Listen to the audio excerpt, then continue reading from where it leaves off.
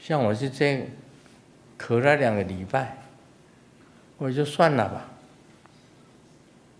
总有一天我会健康吗？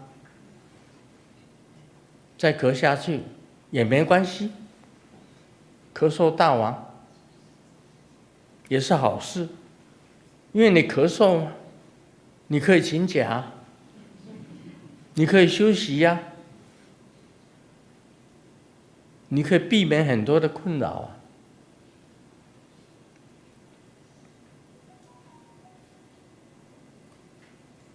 但是我咳嗽，我如果咳到法会啊，我还是要咳啊，还是要说法啊。我无所谓，管他咳不咳。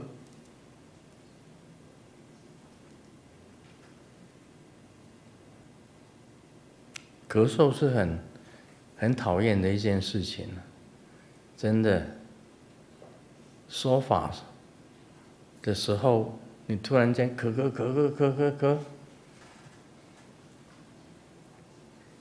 震荡全身震荡，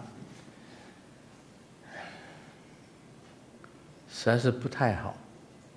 大家听了都很讨厌，会传染。不会了，已经是尾声，不会。因为传染的时间已经过去，现在的咳啊是干咳，干咳不会传染，所以病人不用戴口罩，我不会传染给你，哦，对不对？会传染的哦，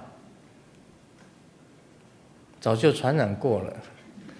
不会传染的就不会传染，跟你讲真的，不会传染。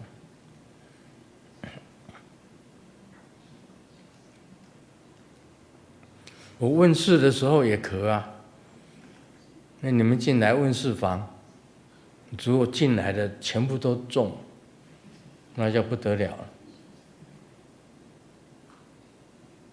今天谁来问事？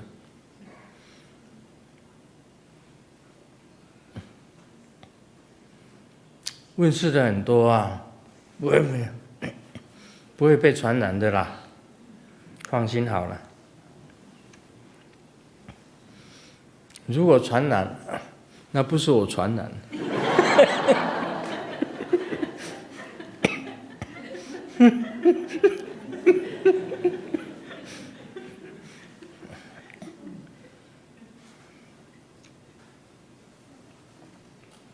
所以咳嗽也是希望啊，你知道吗？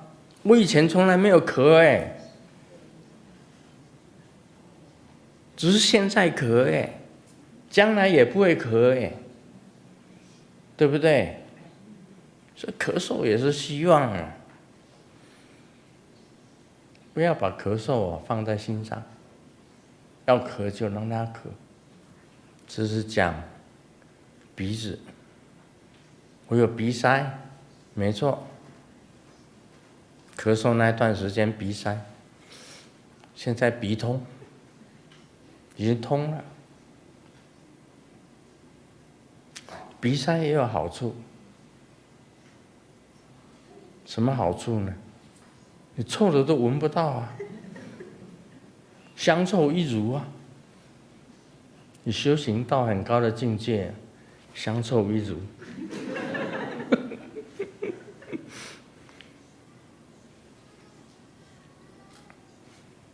一样的，都是希望的。释迦牟尼佛讲，佛性妙明真心，化出一切，一切的现象，全部都是希望。我写了300多本书，